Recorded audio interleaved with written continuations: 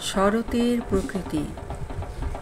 ঋতু শরতের আগমনে প্রকৃতি উঠল নিজ সাজে সেজে, নীল সমুদ্রে ভাসমান নৌকার মতো ভাসমান সব সাদা মেঘ ভরিয়ে তুলল বিস্তৃত নীল আকাশ।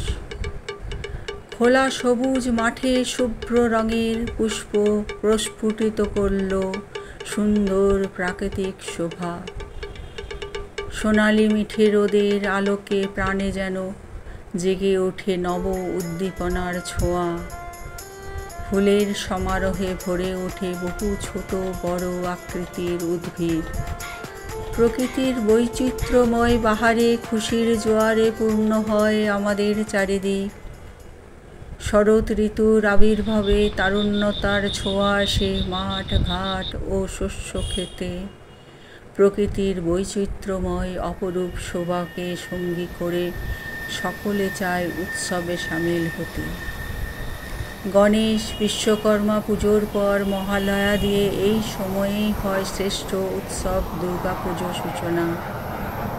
নবীন সাজে নতুন রঙে প্রকৃতিকে রাঙিয়ে তোলে শরৎ ঋতু। প্রাকৃতিক সৌন্দর্যের মাঝেই নিজস্ব গীতিক হয়ে শরৎকাল করে থাকে প্রকৃতির মাঝে অপরূপ এক রচনা।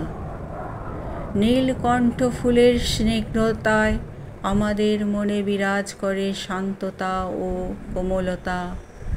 সৌন্দর্যমণ্ডিত প্রকৃতি ও সৃষ্টির মেলবন্ধনে উৎসবে মুখরিত বিশাল সংখ্যক জনগণের মনে আপনিই আসে আকুলতা।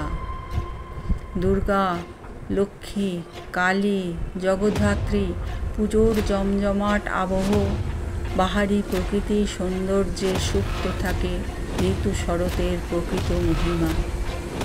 দেখতে দেখতে শেষ নভেম্বরে শোনা যায় সুন্দর শরৎ ঋতুর বিদায় বেলার বাজনা। বহু রূপে নব আঙ্গিকে মাধুর্যমণ্ডিত শরৎ ঋতু আসে পৃথিবীতে বারংবার ফিরে। স্বভাবতই দৈনন্দিন রোজ নামচায় মানুষের মনেও প্রাণ শক্তি সঞ্চার হয় শরৎ ঋতু বাহারি সাজের আকর্ষণে।